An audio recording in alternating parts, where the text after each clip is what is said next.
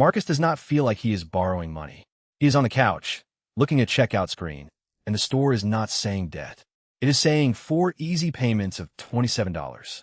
That is why buy now, pay later works so well. A $108 cart feels like a decision. 4 payments of $27 feels like a little bump in the week. But nothing got cheaper. The price did not drop. Marcus did not save money. The store simply changed the shape of the price until it felt smaller. $27 times 4 is still $108. It is not a discount. It is the same money chopped into pieces small enough to ignore. The first time Marcus uses it, it almost feels smart. He keeps more cash in his account today, gets the thing now, and tells himself the future payments will be easy. Then another checkout offers the same thing.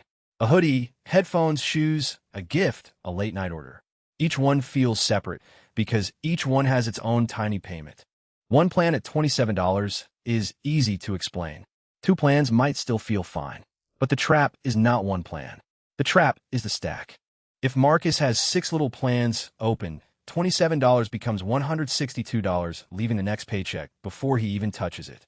That is when the payment plan stops feeling convenient.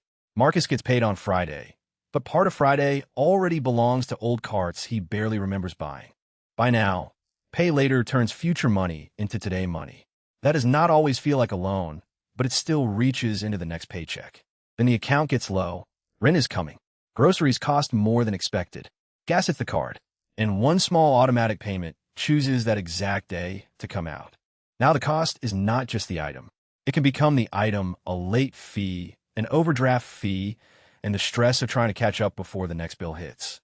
Stores love this because it lowers the pain of checkout. Marcus is less likely to ask, "Do I need this?" when the screen only shows the smallest piece of the price.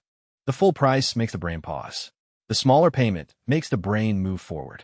Same purchase, different feeling, easier, yes. To be fair, buy now, pay later is not automatically evil.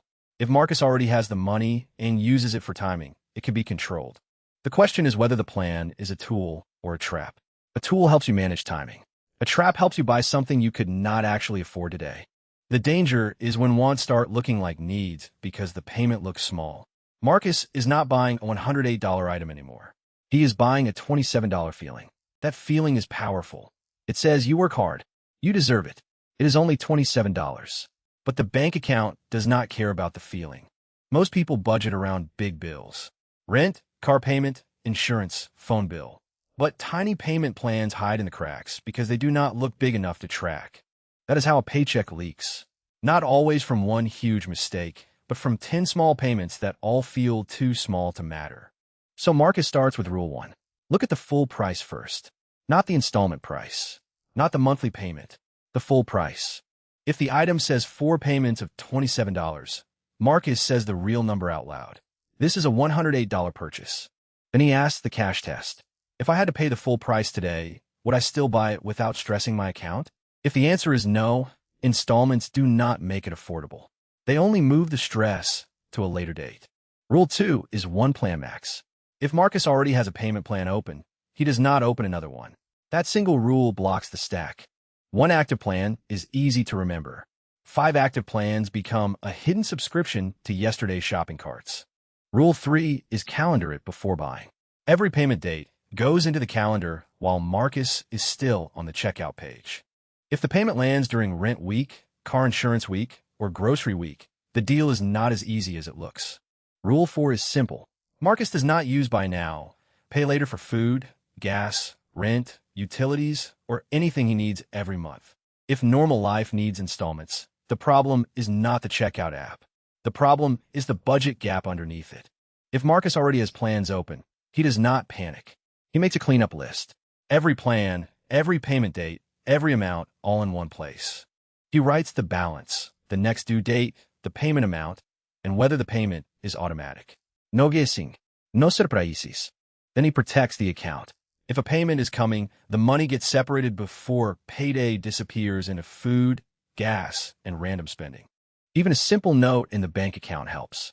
This $27 is already spoken for. Do not spend it twice. Next, Marcus kills the smallest plan first. Not because the math is magical, but because removing 1 payment from the calendar creates breathing room.